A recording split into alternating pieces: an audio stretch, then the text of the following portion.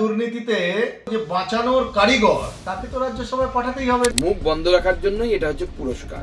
পশ্চিমবাংলার মানুষ একদিন বোঝা বইছে, এবারে নামিয়ে দেবে ইলেকশনে।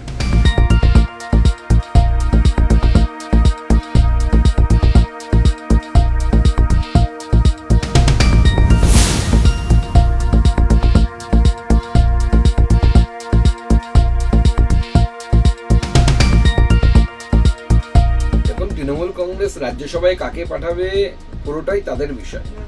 তবে এটা বোঝা যাচ্ছে যে প্রাক্তন আমলা রাজীব কুমারকে, যিনি বাঙালি নন, তাকে রাজ্যসভায় পাঠানোর কথা তৃণমূল কংগ্রেস যখন বলেছে, তার মানে এটা স্পষ্ট হয়ে যাচ্ছে যে রাজীব কুমার সারদা কাণ্ডে, লাল ডায়েরি এবং অন্যান্য ক্ষেত্রে যে ভূমিকা পালন করেছিলেন তারই ঋণ শোধ করছেন মমতা বন্দ্যোপাধ্যায়।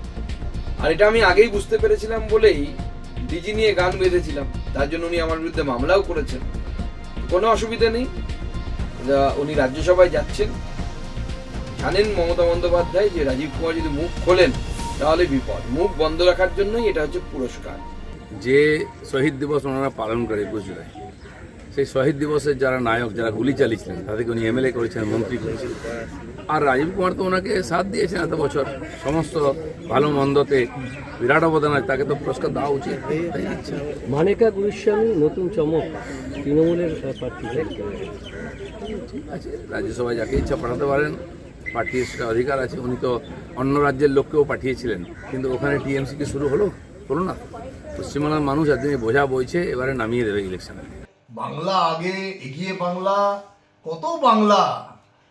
রাজ্যসভার প্রার্থী দেখলেই বোঝা যায় যে বাংলাকে কতটা ভালোবাসেন আপনারা। তৃণমূল কংগ্রেস বাংলার মানুষের মাথায় একটা ওই বিশ্ব বাংলার ব এঁকে দিয়েছে। আসলে প্রাণভোমরা আছে, প্রাক্তন পুলিশ কর্তা প্রাণভোমরা জানে, চিটফান্ড থেকে শুরু করে বিভিন্ন জায়গায় দুর্নীতিতে আরজিকর পর্যন্ত যে বাঁচানোর কারিগর তাকে তো রাজ্যসভায় পাঠাতেই হবে, নইলে প্রাণভোমরা নতুন কথা বলে দেবে। আর ওই বিজেপি ফেরত বালিগঞ্জ থেকে আবার রাজ্যসভায়, মানে বিজেপি তৃণমূল, তৃণমূল বিজেপি। কোথায় তেলেঙ্গানার একজন আইনজীবী, তাকে মানে বাঙালি অস্মিতা আর কি, এটা বাঙালি মানে বাংলায়। আমার খারাপ লাগছে এটা বলতে যে তৃণমূল কংগ্রেসের বা তৃণমূলের মধ্যে কোনো ভালো লোক পাওয়া গেল না, বাংলায় কোনো কৃতি সন্তান পাওয়া গেল না, যে তৃণমূল মনে করলো না তাকে রাজ্যসভায় পাঠানো যেতে পারে। অদ্ভুত এই তৃণমূল কংগ্রেস, শুধু ধান্দা। ভারতবর্ষের সবচেয়ে দক্ষতম পুলিশ অফিসার, যার মেধা নিয়ে আইআইটির গোল্ড মেডালিস্ট, সারা ভারতবর্ষের মধ্যে সুপার কপ পুলিশের নাম রাজীব কুমার। রাজীব কুমার অবসর গ্রহণ করেছেন। উর্দি ছেড়ে ঝান্ডা ধরে যদি বলতে হয় না, আমরা দেখেছি উর্দি ছেড়ে ঝান্ডা কি করে ধরেন। ভারতী ঘোষ বিজেপির ঝান্ডা ধরেছিলেন। উর্দি ছেড়ে ঝান্ডা কি করে ধরতে হয়, কুচবিহারে শীতলকুচির সময় পুলিশ সুপার ছিলেন, বিজেপির টিকিটে সাংসদ হতে গিয়েছিলেন। উর্দি ছেড়ে কি করে ঝান্ডা ধরতে হয় বিজেপি দেখিয়েছে। আর আরো চোখে আঙুল দিয়ে দেখিয়েছে বিচারপতির পদে থাকাকালীন তিনি বিজেপির সাথে যোগাযোগ করেছিলেন এবং রিটায়ার করার আগেই তিনি কার্যত নিজে বিজেপির সদস্য পদ নিতে গেছিলেন এবং পরবর্তীকালে তিনি বিজেপির সাংসদ হন। অভিজিৎ গাঙ্গুলি উর্দি ছেড়ে কি করে ঝান্ডা ধরতে, ওটা বিজেপি শিখিয়েছে। আর আমরা গর্বিত রাজীব কুমারের মতো একজন দক্ষ এমিনেন্ট অফিসার, যার মেধাকে সারা ভারতবর্ষ কেন, যার মেধাকে সারা পৃথিবীর যত পুলিশ আছে, এমনকি স্কটল্যান্ড ইয়ার্ডের পুলিশের সঙ্গে সমতুল কলকাতা পুলিশকে বলা হতো সেই ঘরানার শ্রেষ্ঠতম প্রতীকের নাম অন্যতম রাজীব কুমার।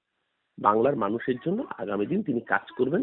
এতদিন পশ্চিমবঙ্গ সরকারের জন্য কাজ করতেন, আগামী দিন বাংলার 10.5 কোটি মানুষের জন্য কাজ করবেন। তার জন্যই মমতা বন্দ্যোপাধ্যায় তাকে মনোনীত করেছেন। বাকি রাজ্যসভার ভোটের পরে রাজীব কুমার এই রাজ্য থেকে রাজ্যসভার সাংসদ নির্বাচিত হবেন এবং তাতে বিরোধীদের গাত্র দেওয়া হবে, স্বাভাবিক।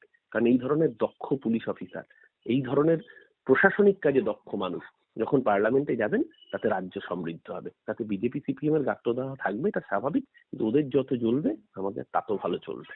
এবারে ভাই ভোটের লড়াই এই এখানেই দেখবো।